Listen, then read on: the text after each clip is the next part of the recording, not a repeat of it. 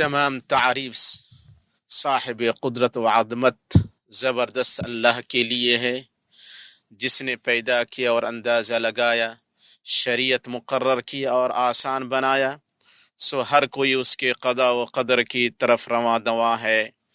میں گواہی دیتا ہوں کہ ایک اللہ کے سوا کوئی معبود برحق نہیں، اس کا کوئی شریک ہمسر اور مقابل نہیں، اور میں گواہی دیتا ہوں کہ محمد اس کے بندہ اور رسول ہیں جو چنیدہ اور طاہر مطہر ہیں۔ اللہ درود و سلام اور برکت نازل فرمائے آپ پر، آپ کے آل و اصحاب پر جو صاحبان مکارم و مفاخر ہیں، تابعین پر اور تا قیامت اچھی طرح ان کا اتباع کرنے والوں پر۔ اما بعد، لوگو، میں آپ کو اللہ کے تقوی کی وصیت کرتا ہوں۔ اللہ آپ پر رحم کرے، آپ اللہ کا تقوی اختیار کریں۔ تقوی بصیرتوں کا چراغ اور خزانوں کی کنجی ہے۔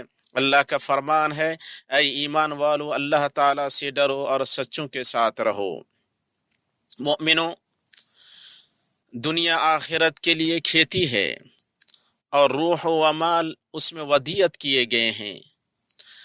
سمجھدار وہ ہے جو اس میں اپنے موقع سے فائدہ اٹھائے اور اس کے جھونکے کو غنیمت جانے۔ یہ جامع نبوی وصیت ہے اور نفع بخش محمدی نصیحت ہے۔ یہ مومن کے لیے مشعل اور اس کے عمل کی بنیاد ہے۔ اس سے مقاصد تک رسائی اور آرزوؤں کا حصول ہے۔ امام مسلم نے اپنی صحیح میں ابو ہریرہ رضی اللہ تعالی عنہ سے روایت کیا ہے کہ نبی صلی اللہ علیہ وسلم نے فرمایا، جو چیز تمہیں نفع پہنچائے اس کے حریص بنو اور اللہ سے مدد مانگو۔ حضرات گرامی، بندے کو حکم دیا گیا ہے کہ وہ اپنے دین اور دنیا میں نفع بخش چیزوں کو حاصل کرنے کی جد و جہد کرے، اور یہ تبھی ممکن ہے جب ان کے مقرر کردہ راستوں اور اسباب کو اپنایا جائے، اور ان کے حصول اور تکمیل کے لیے بے حد عطا کرنے والے بادشاہ اللہ پر بھروسہ کرتے ہوئے اور اس سے مدد طلب کرتے ہوئے اسی کی طرف سچا رجوع کیا جائے۔ جب بندہ حصول فائدے کے میدان میں اپنی حصے داری درج نہ کرائے تو وہ سست ہارا ہوا ہے، نہ اسے خیر ملا، نہ عزت پائی، نہ دین حاصل کیا اور نہ دنیا ہاتھ آئی۔ جب آدمی بلند ہوتا ہے تو بلندی کا قصد کرتا ہے، اور جو پست ہوتا ہے وہ پستی سے مطمئن ہو جاتا ہے۔ اللہ کے بندو، دینی نفع کا مدار نفع بخش علم اور نیک عمل پر ہے۔ علم دلوں کی زندگی اور روحوں کی غذا ہے۔ اس سے دنیا و آخرت میں کامیابی ہے، اور سب سے نفع بخش اور شریف علم اللہ، اس کے اسماء و صفات،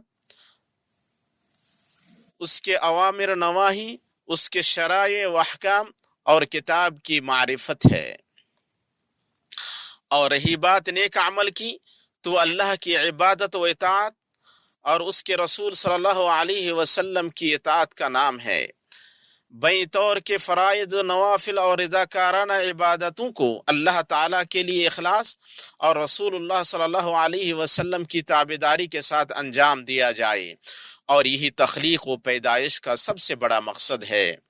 اللہ نے فرمایا، اور میں نے جن و انس کو اس لیے پیدا کیا کہ وہ صرف میری عبادت کریں، اور بندے سے دنیاوی فائدے میں اس کا حصہ فوت نہیں ہونا چاہیے، جیسے بار آور کام یا پاکیزہ حلال کمائی، تاکہ وہ اپنے نفس کو مانگنے سے بے نیاز کرے، اپنی عزت کی حفاظت کرے، اور اپنے نفس اور اپنے ماتحتوں کی ذمہ داری کو ادا کرے۔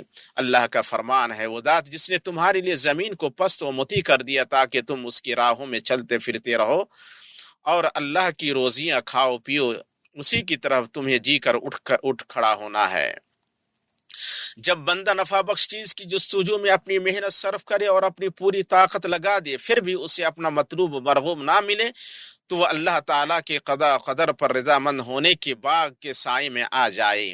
اس سے اس کا ایمان بڑھے گا، اس کا دل مطمئن ہوگا، اور اس کا نفس پرسکون ہوگا۔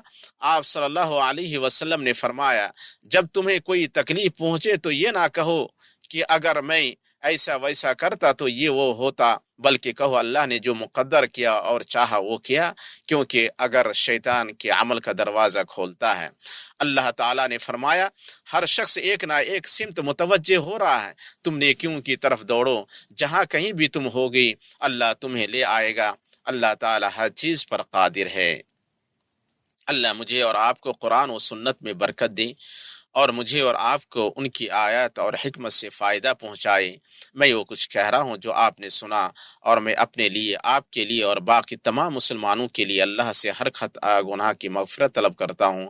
آپ اس سے مغفرت طلب کریں، بے شک وہ توبہ کرنے والوں کو معاف کرنے والا ہے۔ اللہ کے لیے تمام حمد ہے، ایسی حمد کی ہم اس سے اس کی رحمت طلب کرتے ہیں اور اس کے غضب اور آزمائش کے ٹلنے کی فریاد کرتے ہیں۔ میں گواہی دیتا ہوں کہ ایک اللہ کے سوا کوئی معبود برحق نہیں، اور گواہی دیتا ہوں کہ محمد اللہ کے رسول ہیں۔ اللہ درود و سلام اور برکت نازل فرمائے آپ پر، آپ کے آل و اصحاب پر، اور ان لوگوں پر جو آپ کی دعوت کو قبول کریں۔ اما بعد، اللہ کے بندو، اللہ سے ڈریں اور جان لیں کہ نفع بخش چیز کو چاہنے میں بندے کے لیے اس بات سے بہتر کوئی چیز نہیں کہ وہ اپنے رب تعالیٰ کے ساتھ سچائی کا معاملہ کرے، چنانچہ وہ اپنے عزم اور فعل میں اللہ کے ساتھ سچائی کا معاملہ کرے۔ اللہ تعالیٰ نے فرمایا پھر جب کام مقرر ہو گیا تو اگر وہ اللہ کے ساتھ سچے رہتے تھے ان کے لیے بہتر ہوتا۔ عزیمت کی سچائی اسے جمع کرنا اور یقینی بنانا ہے، اور فعل کی سچائی عمل کو پورا کرنا اور ظاہر و باطن میں سے کسی کا اس سے پیچھے نہیں ہٹنا ہے۔ یہ اخلاص کی درستی اور توکل کی سچائی کا باوقار معزز معنی و مطلب ہے، اور لوگوں میں سب سے سچا وہ ہے جس کا اخلاص اور توکل درست ہو۔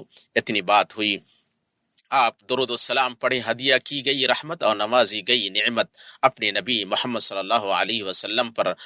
آپ کے رب نے آپ کو اس کا حکم دیا، چنانچہ اس نے معزز قول میں فرمایا بے شک اللہ اور اس کے فرشتے اس نبی پر درود بھیجتے ہیں، ایمان والو تم بھی ان پر درود بھیجو اور خوب سلام بھی پڑھتے رہا کرو۔